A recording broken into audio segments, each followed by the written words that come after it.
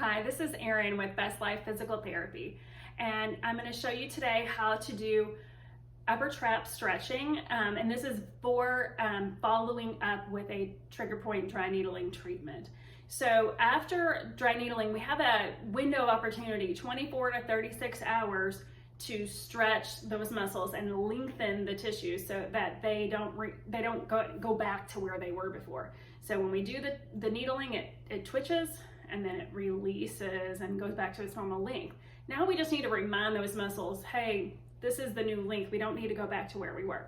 So when we are doing upper trap stretching, it's very simple, and you can use a chair or you don't even have to. It just depends on the tightness in that muscle for you.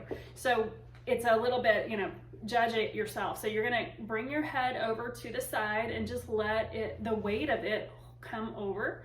And once it comes over, you might begin to feel a little stretch, especially if you've had needling. Sometimes you can be a little sore there, and that's completely normal. You're gonna be sore for a couple days, most likely, but then it's amazing and the results are fabulous. So what we're gonna do is just, when your head comes over to the side and you feel a little stretch, you can hold on to the chair that you're sitting on below you and kind of see if you can feel a little bit more stretch. That's a very gentle stretch.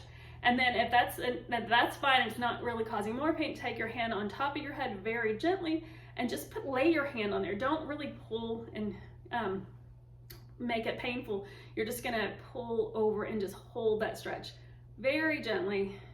Very good.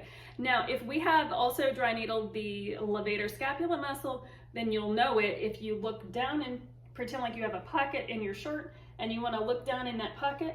And if you look down in that pocket and that's sore, then we might have needled that muscle also. It would be great to stretch that as well.